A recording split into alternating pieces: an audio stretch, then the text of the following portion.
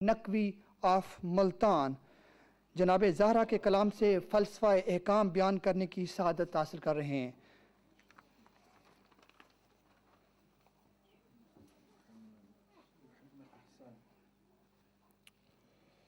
السلام علیکم ورحمۃ اللہ۔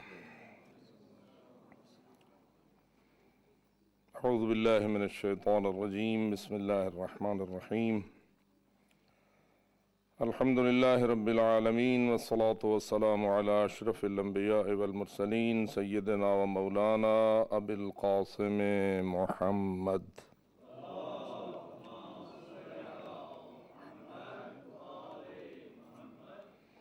والصلاة والسلام علی اہل بیتہ الطیبین الطاہرین المعصومین، سیما بنتہ المعصومہ سیدۃ نساء العالمین، الذین قال اللہ تعالی فی شأنہم انما یرید اللہ لیذہب عنکم الرجس اہل البیت ویطہرکم تطہیرا۔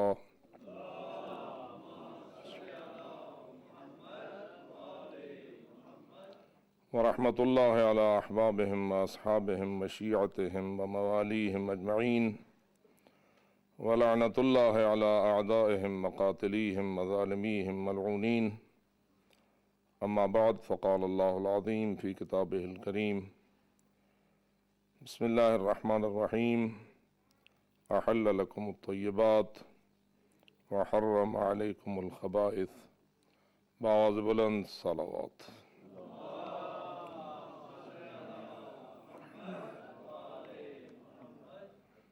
ایک انتہائی مقدس اور معظم گفتگو آپ نے ہمارے محترم علامہ ملک ظفر عباس صاحب کی زبان پاک سے سماعت فرمائی، اور جس انداز سے انہوں نے بی بی طاہرہ کی عظمت کو سلام عقیدت پیش کیا، ہم سب ان کے ممنون احسان ہیں اور اللہ سے التجا کرتے ہیں کہ خداوند تعالی ان کی توفیقات میں اضافہ فرمائے اور ہم سب کو بی بی طاہرہ کی عقیدت پر جینا اور ان کی اطاعت میں مرنا اور ان کی شفاعت میں کامیاب ہونا نصیب فرمائے۔ آپ یقیناً تھکے ہوئے ہیں، لیکن میں امید کرتا ہوں کہ انشاءاللہ صلوات جو بآواز بلند ہے وہ آپ کی تھکاوٹ کے دور ہونے کا وسیلہ بنے گی۔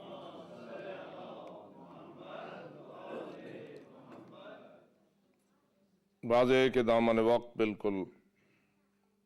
مختصر ہو چکا ہے، بلکہ نہیں رہا ہے، اور جو موضوع میرے ذمہ لگایا گیا ہے اس کے باب میں نے فقط بی بی طاہرہ سلام اللہ علیہا کے اس خطبے کا ایک حصہ مد نظر رکھا جو بی بی طاہرہ نے مسجد نبوی میں صحابہ پیغمبر کے سامنے اپنے حق کو ثابت کرنے کے لیے اور امیر المومنین علی ابن ابی طالب علیہ السلام کی خلافت و امامت کا دفاع کرنے کے لیے تلاوت فرمایا تھا۔ یقیناً آپ کی زندگی کا نچوڑ ہے، اور اگر آپ کو توفیق نصیب ہو تو وقت دیا کیجئے بی بی طاہرہ کے اس خطبے کو، اس لیے کہ جو ان کی شخصی اور ذاتی عظمت ہے وہ تو لا ریب و لا شک ہے، اور اس کے اوپر ایمان رکھنا ہماری مذہبی اور آئینی ذمہ داری ہے، لیکن واضح ہے کہ اس عظمت کا جو پرتو ہے اور اس جو نور کی روشنی ہے وہ آپ کو ان کے کردار اور ان کے کلام میں نظر آئے گی۔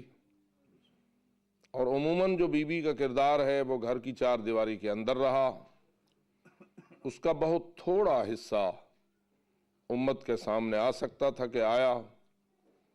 لیکن ایک حصہ بی بی کے کردار کا وہ ہے جو آپ نے اپنے والد گرامی کی رحلت کے بعد روایات کے مطابق یا 75 دن کا گزارا ہے یا 95 دن کا گزارا ہے، لیکن یہ چند دن کی زندگی بی بی طاہرہ کی ایک ایسا آفتاب ہے کہ جس نے حق کو اتنا روشن کیا ہے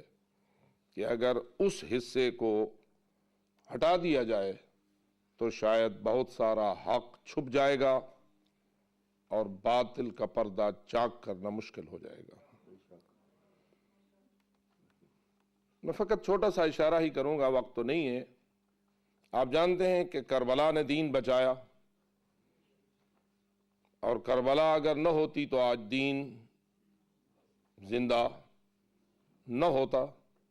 لیکن آج دنیا میں دیکھ رہا ہوں بہت سارے لوگ، ایک کثیر تعداد امت مسلمہ کی ایسی ہے جو کربلا سے عقیدت رکھتی ہے، امام حسین کو مانتی ہے، ان کی شہادت کے تذکرے کرتی ہے، ان کی حسینیت سے عقیدت کا بھرپور اظہار کرتی ہے، لیکن اس کے باوجود ان کے سامنے حق اس طرح روشن نہیں ہوا جس طرح زہرا کے ان 75 دنوں کے کردار نے حق کو روشن کیا ہے۔ بہت سارے لوگ ہیں جو کربلا کو مانتے ہیں لیکن بی بی طاہرہ کے اس کردار کو نہیں مانتے، اس لیے ان کے سامنے حق اس طرح روشن نہیں ہوا جیسے روشن ہونا چاہیے تھا۔ اس لیے ہماری ذمہ داری بنتی ہے کہ ہم بی بی طاہرہ کے زندگی کے اس حصے کو بہت زیادہ وقت دیں، اور وہ وقت دوسروں کے لیے دینے سے پہلے اپنے لیے دیں، اس لیے کہ اگر میں خود حق کو نہیں سمجھوں گا تو دوسرے کو کیسے حق سمجھا سکوں گا۔ کہتے ہیں کہ دوسرے کو کوئی چیز تب دی جا سکتی ہے جب پہلے اپنے پاس تو ہو۔ اگر میرا جیب خالی ہوگا تو میں دوسرے کو عطا کرنے میں کامیاب نہیں ہوں گا۔ اگر ہم چاہتے ہیں کہ ہم دوسروں تک آواز حق پہنچائیں اور نور حق سے ان کے سینوں کو منور کریں تو سوائے اس کے چارہ نہیں کہ پہلے اپنے سینے کو حق سے منور کریں، پہلے اپنے آپ کو سمجھائیں کہ حق کیا ہے۔ آئیے، کیا ہم نے اتنا غور اور خوض کیا بی بی طاہرہ کے اس پہلو پر کہ وہ کیا وجہ ہوئی جس کی خاطر اس بی بی نے اپنی 4 دیواری سے قدم باہر رکھا، جو کہتی تھی کہ ایک خاتون کے لیے سب سے بڑا فخر یہ ہے کہ وہ کسی نامحرم کو نہ دیکھے اور کوئی نامحرم اسے نہ دیکھے۔ لیکن اس کے باوجود کیا یہ بات حقیقت ہے یا نہیں کہ مسجد نبوی میں اعلان ہوا کہ اے صحابہ پیغمبر رسول کی بیٹی تم سے خطاب کرنا چاہتی ہے، اور بالآخر مسجد نبوی میں صحابہ کا مجمع جمع ہوا۔ روایات کے مطابق مسجد کھچا کھچ رسول کے صحابہ سے بھر گئی، اور میں سمجھتا ہوں اور آپ بھی جانتے ہیں جتنے لوگ مسجد میں اس وقت آئے ہوں گے کیا ان میں سے کوئی ایسا ہوگا جو صحابی نہ ہو؟ ممکن ہی نہیں، اس لیے کہ جتنے مسلمان اس زمانے میں تھے سارے کے سارے صحابہ کرام تھے۔ رسول اکرم کی بیٹی جس دور میں خطاب فرما رہی اس میں تو کوئی نہیں ہے نا جو صحابہ نہ ہو، سارے صحابہ ہیں، سارے مرد ہیں، اور رسول کی وہ بیٹی ان سے خطاب کرنا چاہتی ہے کہ جو اپنے گھر سے باہر نکلنا بھی پسند نہیں کرتی تھی۔ آخر کوئی اتنی بڑی ہدایت کی بات اور اتنا بڑا فریضہ تو ہے کہ جس کی خاطر زہرا نے مسجد نبوی کے خطبے میں کے صحن میں یا اس کے کمرے میں ہال میں جا کر اپنے بابا کے صحابہ سے خطاب کرنا پسند فرمایا ہے۔ سب سے پہلا نقطہ تو یہی ہے کہ کیوں گئی ہے۔ اگر کوئی مقصد اہم نہ تھا تو پھر جانے کی کوئی ضرورت نہ تھی۔ اور پھر یہ بھی روایات میں موجود ہے کہ جب نکلی ہے اپنے گھر سے تو پردے میں ایسی ڈوبی ہوئی تھی کہ سر پر اپنے مقنا کو باندھا ہوا تھا، جلباب جو ایک بڑی چادر کہتے ہیں وہ اپنے پورے بدن پہ ڈالی ہوئی تھی، اور الفاظ یہ ہیں کہ تجر ازیالہا، اس چادر کا دامن زمین پر خط کھینچ رہا تھا، تمشی مشیت رسول اللہ، اور ایسے چلتی تھی جیسے رسول چلتے ہوئے جا رہے ہوں۔ پردے کا انتظام بنی ہاشم کی خواتین کا جھرمٹ، یہ سب باتیں ایک ایک نقطہ قابل غور ہے کہ اتنا بڑا اہتمام پردہ، اتنا بڑا اہتمام حجاب، بنی ہاشم کی خواتین کا جھرمٹ اور مسجد میں قنات کا انتظام، اس کے پیچھے بی بی طاہرہ کا جا کے کھڑا ہونا۔ اور بس ایک جملہ، اس کے بعد میں اپنی منزل کی طرف آتا ہوں۔ روایت کہتی ہے کہ جب کھڑی ہوئی، روایت اس چادر کے پیچھے انتن بسم اللہ پڑھنے سے پہلے رسول کی بیٹی کی چیخ نکل گئی، روتے روتے زمین پر بیٹھ گئی۔ صحابہ پیغمبر کو بی بی کے رونے نے رونے پر مجبور کر دیا۔ میں سمجھتا ہوں اس چیخ میں بھی ایک تبلیغ تھی، اس رونے میں بھی ایک حق کا پیغام تھا۔ بسا اوقات الفاظ وہ کام نہیں کرتے، خطبے وہ کام نہیں کرتے جو کام ایک آہ کرتی ہے، جو کام ایک رونے کی صدا کرتی ہے۔ اس لیے اے عزادارو، سمجھو تمہاری عزاداری کی روح کیا ہے، اور اگر سچ پوچھتے ہو تو سب سے پہلی احتجاج کی عزاداری سیدہ فاطمہ زہرا سلام اللہ علیہا نے اس کی بنیاد رکھی ہے اور اس کی اساس ہے۔ آج ہر عزادار جتنا بھی عزاداری کرتا ہے، دراصل وہ سنت سیدہ طاہرہ کو زندہ کرتا ہے۔ لیکن واضح ہے کہ عزاداری بے مقصد نہیں ہوتی، زہرا بتول کی وہ چیخ بھی بے مقصد نہ تھی۔ آئیے اللہ سے دعا کریں خداوند تعالی ہمیں اس مقصدیت کو سمجھنے اور اسی پر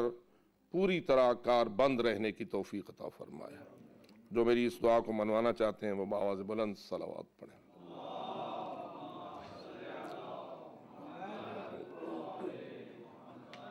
عزیزان گرامی قدر، میں نے کیونکہ میرا موضوع یہ رکھا گیا کہ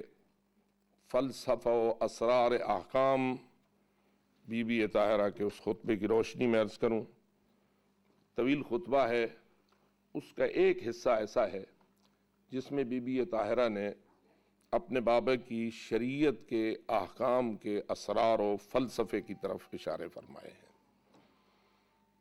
میں تمہیداً دو باتیں عرض کروں گا۔ ایک ہے احکام کی اطاعت اور ایک ہے احکام شریعت کی حکمت۔ جہاں تک اطاعت کا تعلق ہے، کسی مسلمان کلمہ گو کے لیے